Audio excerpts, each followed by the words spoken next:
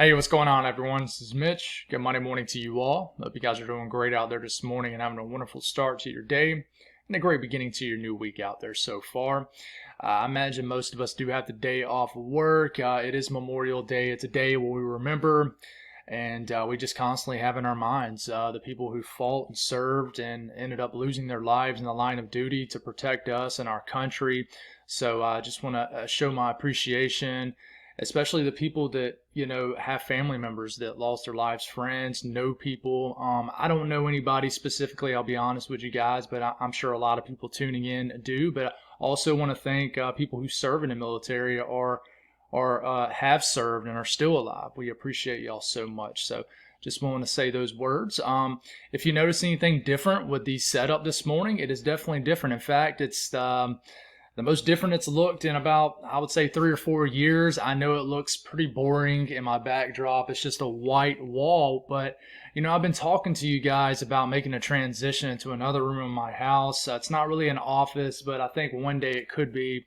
And I made the transition yesterday. Just had a spark of energy. I decided to make the move. It took a lot of work. Had to go under my house, run some cords, but I kind of have my own little corner of our playroom. So if the audio sounds just a little bit different, it's just because larger room, it's not bouncing off. My words aren't bouncing off things that are closer to me, if you will. But what I plan to do is everything behind me here, I want to put up like a shelf, and I just want to put up different things. If it's fall time, put up a couple pumpkins, maybe a candle.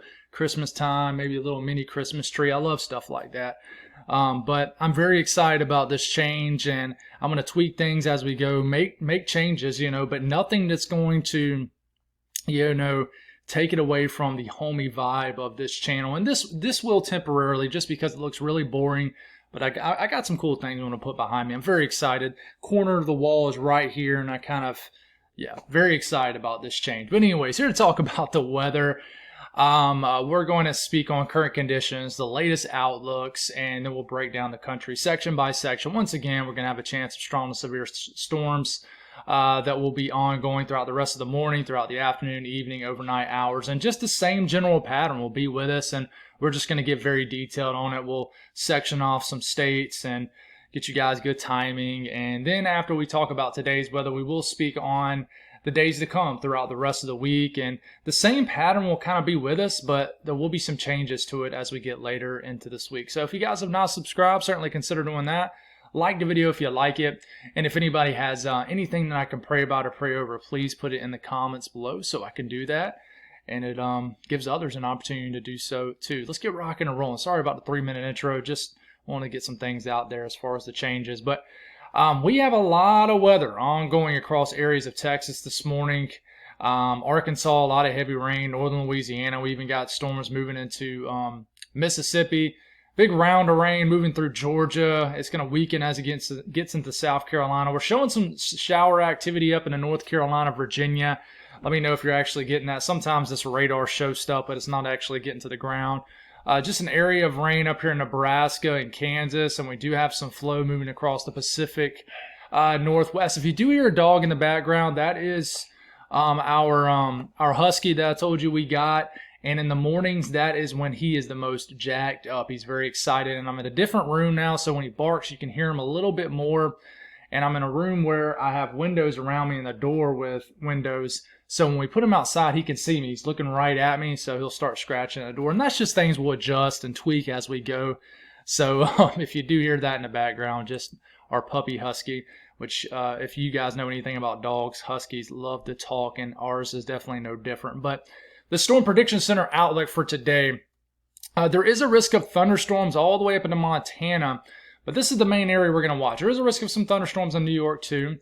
This is the main area. Once again, it's the same area since, dating back to late last week. We have a slight risk. Let's zoom into this here. We got a slight risk up from the Dallas-Fort Worth area all the way down to west central Texas, all the way over to areas of Louisiana and southwestern Arkansas. So level 2 out of 5 risk of severe weather.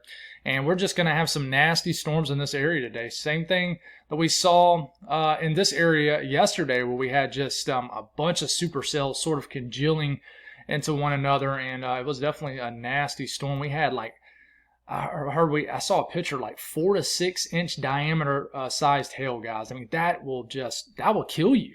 That will give you a pretty big headache if it doesn't kill you. But a marginal risk, a level 1 out of 5, goes from up into the front range of Colorado all the way down through most of the rest of Texas, southern Oklahoma, and then it kind of scoots on down throughout the deep south states, all the way into the Georgia and low country of South Carolina coastline. So large area of real estate runs the risk of severe weather for today.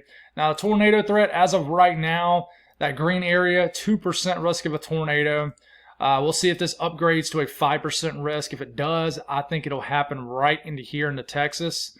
But, the tornado threat remains about the same as it's been the last few days, on the lower kind of 2 to 5% range. But we've produced some tornadoes over the last couple of days with that kind of percentage. So wind threat, 15% risk in the yellow area, winds exceeding 55 to 60 miles per hour within 25 miles in a given location. In the hail threat, once again, we're going to have a chance of significant sized hail. So yellow area is a 15% risk of hail exceeding 1 inch. But in this area right here, San Angelo, up to Abilene, almost all the way down to San Antonio, you guys have a 10% risk of significant sized hail, 2 inch in diameter or larger. So moving forward and looking at the excessive rainfall outlook, and we'll zoom into this area, a lot of rain could fall. So the yellow area, that is where we have a 15% risk of flash flooding, basically. So I click on here, 15%. And this includes the Dallas-Fort Worth area all the way down to San Antonio, all the way just about to Houston, through Shreveport, Texarkana, Little Rock, Memphis, all the way into Nashville, includes Huntsville, Florence, down to Jackson. So we could get some flash flooding in this area. We're already getting flash flooding in areas this morning. The hurricane outlook, nothing to talk about, but as I've mentioned, I'm going to start including this a lot more, but no tropical activity is expected over the next 7 days. There is some chatter, especially for the people who love the tropics, just solely there's a lot of people in the weather community just solely focus on one genre of weather. Some people just love the tropics. Some people just love severe weather and talking it. And some people only talk about the winter weather. I do all of it. But there's a huge tropical fan club out there, and they're already kind of chattering about some energy that could get going down here in the Caribbean. If that looks like something that's worth talking about, something latches on with all model guidance, then guys, I'll start talking about it. But long-range models tend to, especially the GFS, pop off stuff down here that never ends up happening. But watches, warnings, and advisories, we do have flood watches across the area that's getting a lot of rain right now, which is Louisiana, Arkansas, Oklahoma, and Texas. So now a broad look at what could happen in the southeast today. We do have some showers, some storms out there, and we get into this afternoon.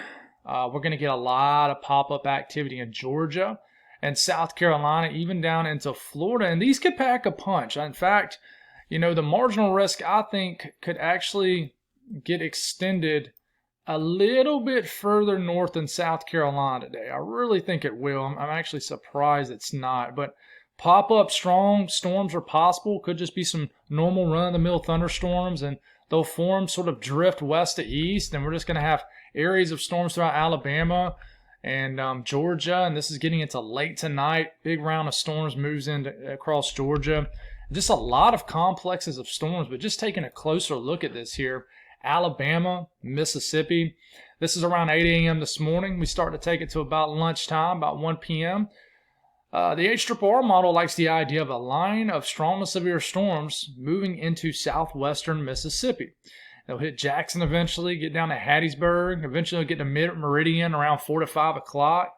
Could have additional pop-up activity kind of ahead of this line in Alabama, but it really likes one solid line of storms. It gets kind of broken up and just kind of gets everywhere at some point later on this evening. But this is around 7 p.m. We got storms in Montgomery, storms up here in Tuscaloosa. We got some activity in northern Mississippi. And this stuff will eventually get into Georgia and deliver some late night storms for you guys. And then we start to get into the overnight hours. Anything else? Well, it shows another line of storms creeping in tomorrow morning across southwestern areas of Mississippi. We'll talk more about Louisiana and the south central frame. So just watch out for that line of storms this afternoon crossing over those two states. But 11 a.m. we'll start off in Georgia and South Carolina. If you got any Memorial Day activities planned, the further south you get, the more it'll feel like summer. There's going to be a pretty tight temperature gradient. You go north, I mean, I'm not talking about 10 miles, you'll go from 80 to 60 degrees, but it's not going to be great. It hasn't really been great swimming weather from like central South Carolina, northern Georgia, points north all weekend. I know Memorial Day weekend's obviously a weekend where everybody's outside doing stuff, has plans.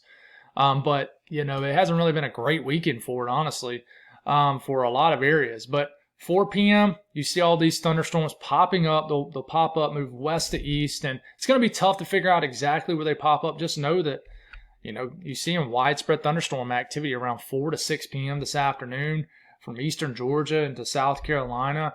And some of these could pack a punch. That's why I do think they'll extend the marginal risk a little bit further to the north. I don't see why they haven't yet, but another update comes out in about an hour and a half, and we'll see if they'll extend that marginal risk a little bit further north. But these storms could be strong to severe for sure. And we get into about 10 p.m., line of storms sort of congeals together, can make it all the way to the South Carolina coastline. Then eventually some more storms move in, hits Atlanta like in the middle of the night tonight. We'll see if that actually happens. And then we could be greeted to a pretty rainy Tuesday morning for certain areas of South Carolina and Georgia. We'll see if that happens. So, the Northeast. Northeast is not called Georgia. But we get into this afternoon. Not a whole lot going on, but I will watch some northerly flow. We could get some thunderstorms up here in sort of the northern areas of New York and Vermont. They could produce some small hail, a little bit of northerly flow. But today the weather is going to pretty much dramatically improve compared to the last several days up here as we finally are shaking our upper low. But unfortunately, there is some rain starting to move back in Kentucky tomorrow morning into southern areas of West Virginia. You guys are going to be dealing with some rain. So South Central U.S. will spend some time on this area, but big area of storms rumbling through areas of Texas into Shreveport, into northern Louisiana, southern Arkansas, eventually into Mississippi, and then the additional thunderstorms will pop off. It's just a boundary that continues to sag south. We even got some storms up here in western Oklahoma, but you see these storms dancing around the central areas of Texas. These will produce the risk. This will give us the risk of all hazards. I mean, especially large hail and damaging winds. But these will kind of congeal into a line of storms and race off to the Texas coastline tonight. And so let's go on and just take a closer look. Let's move it from west to east. So this area could get some big-time hailstorms today. So we take it to about 3 p.m. This is 3 p.m. Central Time. We got a nasty storm firing here south of Big Spring around San Angelo. And then, we take it to about 5 p.m. And these storms will have intense updrafts capable of producing 2 to 4 inch diameter sized hail. Very large hail in this setup. So I don't know if it'll be comparable to yesterday, but if you get hit by one of these storms, watch out San Angelo and any community in between. These storms could pop up a little bit further north, closer to Abilene, a little bit of south, maybe down towards Fort Stockton or something. But these storms could produce a tornado too, but they will have the opportunity to produce very large hail. And then we race off into 7, 8, 9 p.m. Could have additional thunderstorms that develop to the south here. This is 10 p.m. This is 11 p.m. And the storms really try to drape all the way down to Kerrville and get deep down in Texas. And just an outflow boundary. You could really see it on radar yesterday very well. But moving into northeastern Texas, we're experiencing this nasty line of storms this morning. We actually had some tornado warnings from this morning.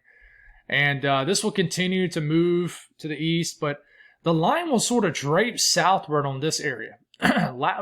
There's enough flow to push these storms, but there's not a ton of it. So certain segments of this line are going to have a hard time really moving anywhere. That's why the flooding risk is there. Well, we take it to about lunchtime. We got some thunderstorms down near Waco, Lufkin, maybe College Station eventually. And then what we'll watch for is later on this afternoon, leftover boundary will initialize more supercells. And really, from the Dallas-Fort Worth, Weatherford, Abilene area points south down to Waco, these storms could really get going. There's a tornado threat here. You see the circles coming off the storms that indicates very intense updrafts, but these storms will pack a punch, guys. And we get into 5 p.m. It is going to be a very loud Memorial Day afternoon down here in this area of Texas. So be aware of these supercells. They could produce all hazards. I could see the tornado threat going up to a 5%, but the storms look pretty widespread from San Angelo up to Abilene, the Dallas-Fort Worth area, back over to Tyler, down to College Station, Austin, and everybody in between. This is the corridor that it really likes. Eventually, this will probably develop into some sort of what we call a mesoscale convective system, kind of a line of storms, and they'll start to move, get some forward progression with them. We get to 9 p.m., Austin, College Station getting blasted by an intense line of storms. And we could get some storms up into western Oklahoma. I don't have you guys pull it up, but some storms could form into western Oklahoma too. But, you know, we start to get into 1 a.m., 2 a.m. We even got storms still dancing around the Red River area, but a lot of this begins to sink southward. And speaking of that area, here's, you know, a graphic showing Houston, San Antonio, etc. And here's that line of storms. This is the first one this morning. We'll see if these can make it all the way down. I think this will weaken, but then the additional cells will fire. Watch out, Austin, College Station, down to Huntsville, late into the evening. Eventually, these storms will blast through Houston. This particular model run likes the idea of around midnight tonight. But San Antonio getting hit too. This gets all the way down to the Texas coastline, Galveston, Lake Jackson, Victoria, and 2 a.m., 3 a.m., 4 a.m., 5 a.m. More storms kind of develop behind the main area of storms and kind of slams the rest of the coastline of Texas. So very loud late evening into the overnight period in this area. And just to show some love, deep down in South Texas, we start to get to about midnight tonight. This is 1 a.m., 2 a.m. You see those storms trying to get down into the southern areas of Texas. You know, this particular model run, by the time we wake up tomorrow morning, gets the storms as far south as around Corpus Christi, but it doesn't get them much further south than that. But Louisiana, you're going to experience a line of storms this morning, and these could pack a punch in the northern half of Louisiana. I think the further southeast these storms get, the more they'll weaken. But this is around 3 p.m. I still think these storms could be pretty intense down here in Baton Rouge, New Orleans, Slidell, Houma, Thibodaux. But, you know, we can get a break later this evening, and then we get into 10, 11, midnight, and 1 a.m. And then we could get another area of storms in the far southwest area of Louisiana, Lake Charles. And this line of storms actually could just sweep across the entire southern half of Louisiana throughout the wee hours of the morning tomorrow morning. And we're waking up to what I think is probably going to be, a line of storms moving across the bayou of Louisiana. And then Arkansas, last area we'll get this line of storms this morning, and the heavy rain that we're already experiencing in southern and southwest Arkansas. And this will let up by late this afternoon, and by the time we get into the overnight hours, some additional rain showers are possible. But I really think between now and the next 24 hours in most of Arkansas, really the first 12 hours of the day is really the time frame to watch in Arkansas. So this north central U.S., just a rainy, dreary day for a lot of areas like eastern Nebraska, getting into Iowa, Missouri, just some scattered showers getting into late this evening. And then some of this kind of just pesky activity will make it all the way into the upper portions of the Midwest by tomorrow morning. But really just especially the further southwest you get, this will actually keep temperatures down. You got a cool pocket of air across this area of the Central Plains because of this cloud cover and just light rain that will just be with us across Nebraska, Iowa, South Dakota, even into Missouri and Kansas. So you're going to have to deal with just some rain. But in the western U.S., we could get some more storms that fires off Colorado. Once again, these storms here, just be careful. These, they could certainly produce some large hail. A lot of small hail is possible with this off the front range of Colorado. And then some of that energy could sneak into the panhandle of Oklahoma and Texas late tonight. But most of the western U.S. looks pretty quiet. Temperatures, it's finally recovering in the Northeast. Widespread 60s, thank the good Lord for that. Pocket of cooler air, though. And the mountains of North Carolina, West Virginia, this will keep temperatures maybe in the 50s. And then we get into the Southeast, one of the warmest areas of the country today. But you got to get down like deep in south Georgia and the Florida, where temperatures will be in the 90s and high humidity, and just a nice spring day across this area of the country. And then we move out west. There's that pocket of cooler air, and this is just due to cloud cover and pesky rain showers. But it's warming on up in the Rockies and the western U.S. A little bit more cooler air in the Pacific Northwest with a little bit of flow moving in. But yeah, so moving forward, looking at tomorrow, another day of strong to severe thunderstorm activity. We have a kind of a bimodal slight risk area, one down here deep in Texas, San Antonio included, and another across eastern Texas, right through the middle of Louisiana, and then southern and southwest Mississippi. A marginal risk, a level 1 out of 5 in the dark green, goes from deep in Texas all the way across the deep south states, all the way into northern Florida, up to the low country of South Carolina, the entire about 2/3 of Georgia, basically. Level 1 out of 5 risk of severe weather. And tornado threat, 2% risk down here in Texas. Wind threats, these two slight risk areas have a 15% risk of winds exceeding 55 to 60 miles per hour. And the hail threat, 15% risk of hail, 1 inch in diameter or larger down here. But we do have that 10% risk of significant sized hail, 2 inch in diameter or larger. Now, flash flooding threat will be there tomorrow too. We got kind of a trifecta, if you will. This area, and this area. All those yellow regions that you guys run a 15% risk of flash flooding occurring. So, got to watch an area kind of around the Alps and really just west of the Alps. And then we look at day 3. Same areas, guys. It's kind of weird. It extends up here all the way into Colorado and Kansas, Panhandle of Oklahoma and Texas, and the entire eastern areas of New Mexico, which, by the way, eastern New Mexico, a lot of storm chasers going to congeal in that one area of storms in western Texas, but man, there was a couple storm chasers that just got one of the most photogenic tornadoes of the storm season, and that was in eastern New Mexico. Kind of an older storm chaser has been doing it for a while. He actually absolutely killed it, and it looked like this tornado was just out in the open too, but just a really photogenic stovepipe. But the entire Gulf coastline, it has a marginal risk of severe weather, and it does extend a little bit further north up into Georgia and the Carolinas for day 3, which is Wednesday. Don't want to get my days mixed up. And then we get into day 3, which is Wednesday, just a 5% risk of flash flooding.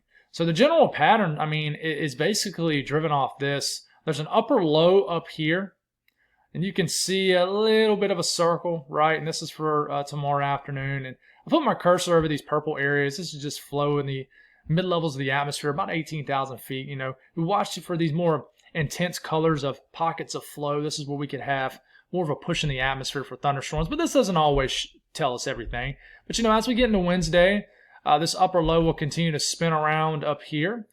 This will probably enhance the flow at the southern edge of this upper low. So flow's kind of moving like this. Let's see if we can draw on this. It's kind of scooting across like this, just light flow. Now there's a boundary of dry and moist air sort of up here in this second line I just drew. But there's just enough flow, westerly flow, kind of west to east to really drive these storm motion and just lift for thunderstorms.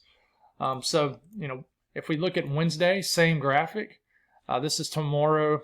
No, this is Wednesday. My days are mixed up because of this 3-day weekend, but this is Wednesday afternoon.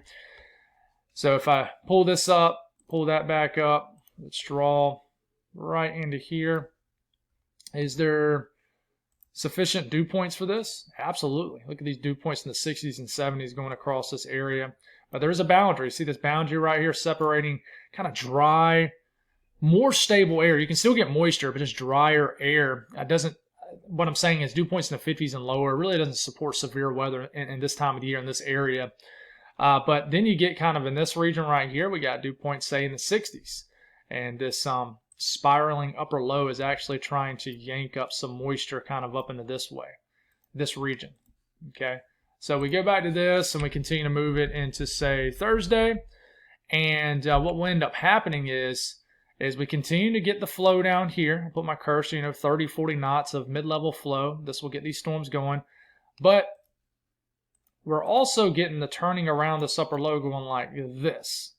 So flow's kind of crawling up the eastern seaboard. This will probably yank some higher dew points at the surface a little bit further north up the I-95 corridor. But we'll still continue to have that flow right across this region.